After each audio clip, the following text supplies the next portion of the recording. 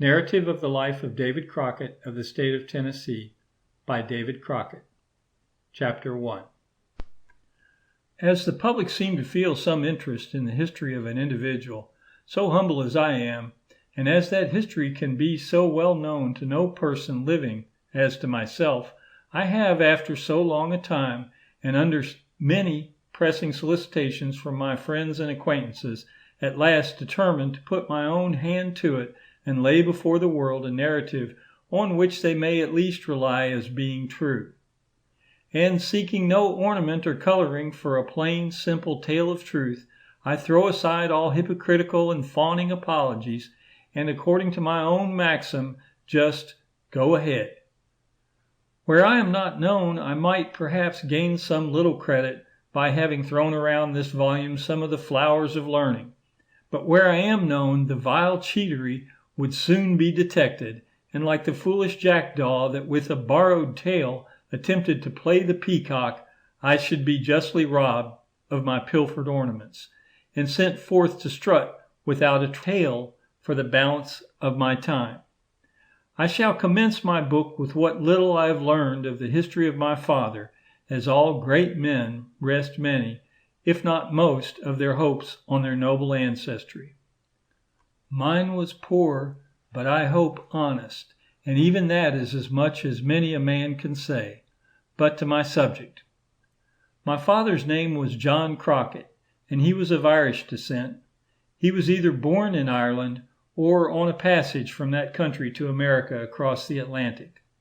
He was by profession a farmer, and spent the early part of his life in the state of Pennsylvania. The name of my mother was Rebecca Hawkins. She was an American woman, born in the state of Maryland between York and Baltimore.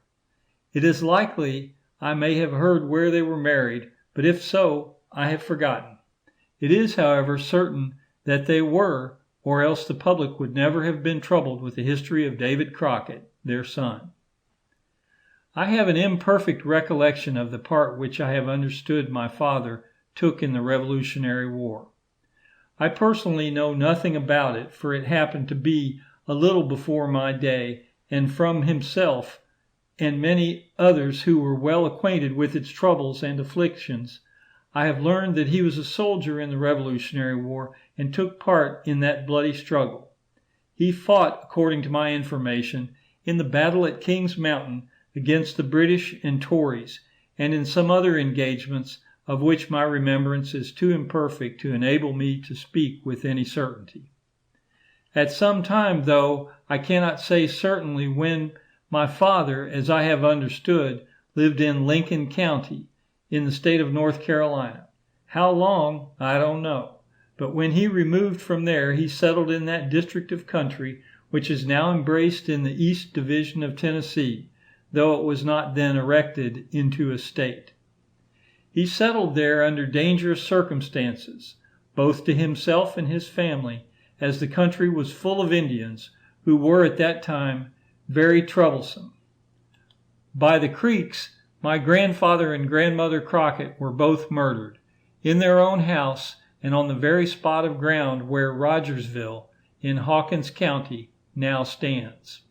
At the same time, the Indians wounded Joseph Crockett, a brother to my father, by a ball, which broke his arm, and took James a prisoner, who was still a younger brother than Joseph, and who, from natural defects, was less able to make his escape, as he was both deaf and dumb. He remained with them for 17 years and 9 months, when he was discovered and recollected by my father and his eldest brother, William Crockett, and was purchased by them from an Indian trader at a price which I do not now remember, but so it was that he was delivered up to them, and they returned him to his relatives. He now lives in Cumberland County in the state of Kentucky, though I have not seen him for many years. My father and mother had 6 sons and 3 daughters. I was the 5th son. What a pity I hadn't been the 7th, for then I might have been, by common consent, called doctor, as a heap of people get to be great men. but like many of them, I stood no chance to become great in any other way than by accident, as my father was very poor, and living as he did, far back in the backwoods, he had neither the means nor the opportunity to give me or any of the rest of his children any learning. But before I get on the subject of my own troubles and a great many very funny things that have happened to me, like all other historians and biographers, I should not only inform the public that I was born, myself, as well as other folks, but that this important event took place, according to the best information I have received on the subject, on the 17th of August in the year 1786. Whether by day or night, I believe I never heard, but if I did, I have forgotten.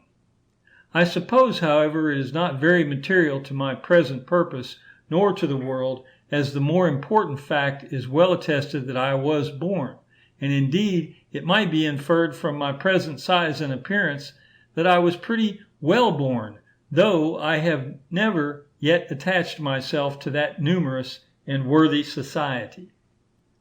At that time my father lived at the mouth of Limestone, on the Nolichucky River, and for the purpose not only of showing what sort of a man I now am, but also to show how soon I began to be a sort of a little man, I have endeavored to take the back track of life, in order to fix on the first thing that I can remember. But even then, as now, so many things were happening that, as Major Jack Downing would say, they are all in a pretty considerable of a snarl, and I find it kinder hard to fix on that thing among them all which really happened first. But I think it likely I have hit on the outside line of my recollection, as one thing happened at which I was so badly scared that it seems to me I could not have forgotten it, if it had happened a little time only after I was born. Therefore it furnishes me with no certain evidence of my age at the time, but I know one thing very well, and that is that when it happened I had no knowledge of the use of breeches, for I had never had any nor worn any. But the circumstance was this. My 4 elder brothers and a well-grown boy of about 15 years old by the name of Campbell and myself were all playing on the river's side, when all the rest of them got into my father's canoe and put out to amuse themselves on the water, leaving me on the shore alone. Just a little distance below them there was a fall in the river, which went slap right straight down. My brothers, though they were little fellows, had been used to paddling the canoe, and could have carried it safely anywhere about there. But this fellow Campbell wouldn't let them have the paddle, but, fool-like, undertook to manage it himself. I reckon he had never seen a watercraft before, and it went just any way but the way he wanted it. There he paddled and paddled and paddled, all the while going wrong, until, in a short time, here they were all going straight forward, stern foremost, right plump to the falls. And if they had only had a fair shake, they would have gone over as slick as a whistle. It wasn't this, though, that scared me, for I was so infernal mad that they had left me on the shore that I had as soon have seen them all go over the falls a bit as any other way. But their danger was seen by a man by the name of Kendall. But I'll be shot if it was Amos, for I believe I would know him yet if I was to see him. This man Kendall was working in a field on the bank, and knowing there was no time to lose, he started full tilt, and here he come like a cane brake afire. And as he ran, he threw off his coat, and then his jacket, and then his shirt, for I know when he got to the water, he had nothing on but his breeches. But seeing him in such a hurry, and tearing off his clothes as he went, I had no doubt but that the devil or something else was after him, and close on him too, as he was running within an inch of his life. This alarmed me, and I screamed out like a young painter. But Kendall didn't stop for this. He went ahead with all might, and as full bent on saving the boys as Amos was on moving the deposits. When he came to the water, he plunged in, and where it was too deep to wade, he would swim, and where it was shallow enough, he went bolting on, and by such exertion as I never saw at any other time in my life, he reached the canoe when it was within 20 or 30 feet of the falls, and so great was the suck, and so swift the current, that poor Kendall had a hard time of it to stop them at last, as Amos will to stop the mouths of the people about his stock jobbing. But he hung on to the canoe till he got it stopped, and then drawed it out of danger. When they got out, I found the boys were more scared than I had been, and the only thing that comforted me was the belief that it was a punishment on them for leaving me on shore. Shortly after this, my father removed and settled in the same county, about 10 miles above Greenville. There, another circumstance happened, which made a lasting impression on my memory, though I was but a small child. Joseph Hawkins, who was a brother to my mother, was in the woods hunting for deer. He was passing near a thicket of brush in which one of our neighbors was gathering some grapes, as it was in the fall of the year and the grape season. The body of the man was hid by the brush, and it was only as he would raise his hand to pull the bunches that any part of him could be seen. It was a likely place for deer, and my uncle, having no suspicion that it was any human being, but supposing the raising of the hand to be the occasional twitch of a deer's ear, fired at the lump, and as the devil would have it, unfortunately shot the man through the body. I saw my father draw a silk handkerchief through the bullet hole, and entirely through his body. Yet after a while he got well, as little as anyone would have thought it. What became of him, or whether he is dead or alive, I don't know, but I reckon he didn't fancy the business of gathering grapes in an out-of-the-way thicket soon again. The next move my father made was to the mouth of Cove Creek, where he and a man by the name of Thomas Galbraith undertook to build a mill in partnership. They went on very well with their work until it was nigh done, when there came the second epistle to Noah's fresh, and away went their mill, shot, lock, and barrel. I remember the water rose so high that it got up into the house we lived in, and my father moved us out of it to keep us from being drowned. I was now about 7 or 8 years old, and have a pretty distinct recollection of everything that was going on, from his bad luck in that business and being ready to wash out from mill building. My father again removed, and this time settled in Jefferson County, now in the state of Tennessee, where he opened a tavern on the road from Abingdon to Knoxville. His tavern was on a small scale, as he was poor, and the principal accommodations which he kept were for the wagoners who traveled the road. Here I remained with him until I was 12 years old, and about that time you may guess, if you belong to Yankee land, or reckon, if like me you belong to the backwoods, that I began to make up my acquaintance with hard times, and a plenty of them. An old Dutchman by the name Jacob Seiler, who was moving from Knox County to Rockbridge in the state of Virginia, in passing made a stop at my father's house. He had a large stock of cattle that he was carrying on with him, and I suppose made some proposition to my father to hire someone to assist him. Being hard run every way, and having no thought, as I believe, that I was cut out for a congressman or the like, young as I was, and as little as I knew about traveling, or being from home, he hired me to the old Dutchman to go 400 miles on foot with a perfect stranger that I never had seen until the evening before.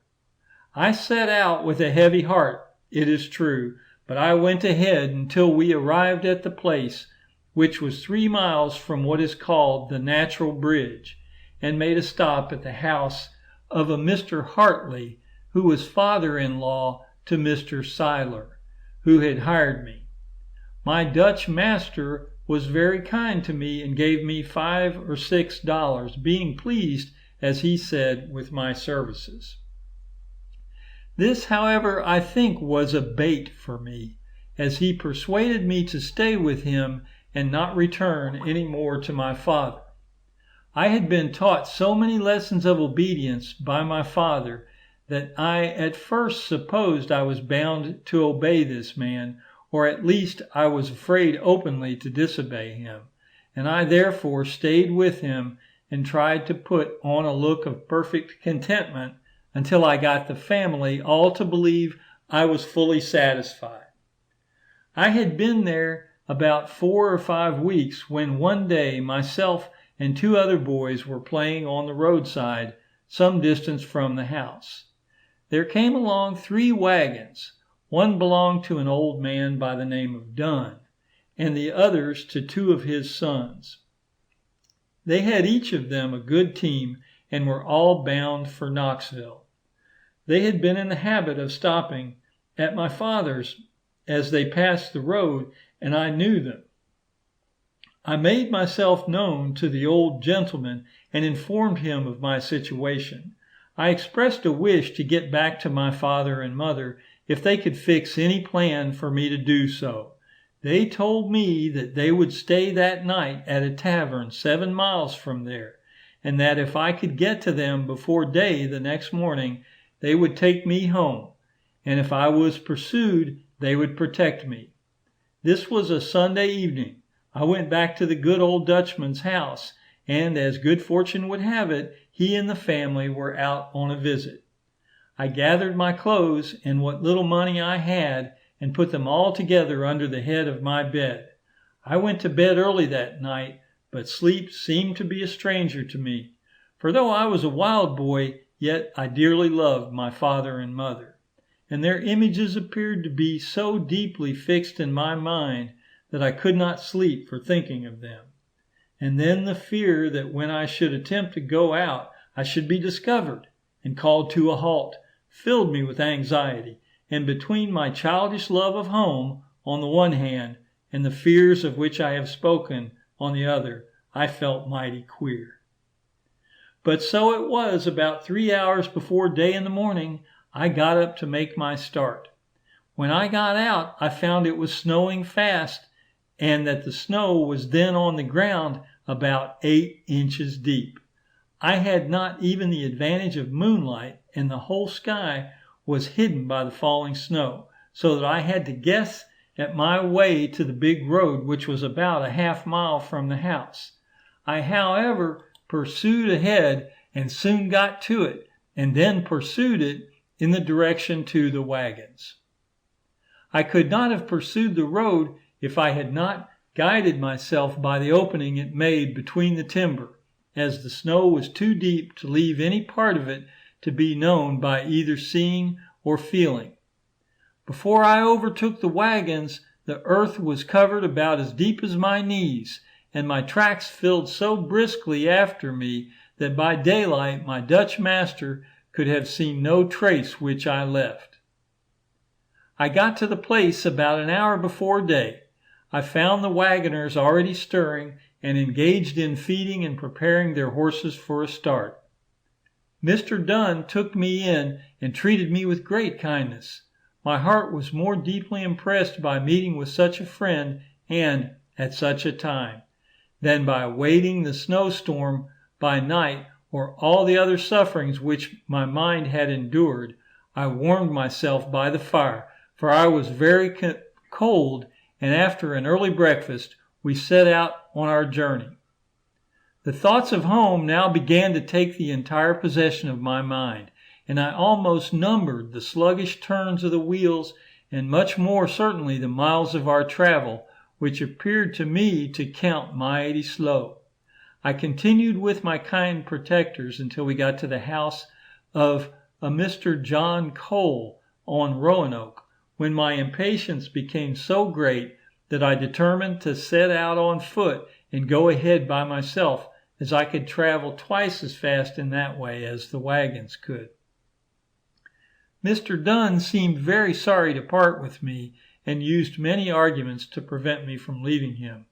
But home, poor as it was, again rushed on my memory, and it seemed 10 times as dear to me as it ever had before. The reason was that my parents were there, and all that I had been accustomed to in the hours of childhood and infancy was there, and there my anxious little heart panted also to be.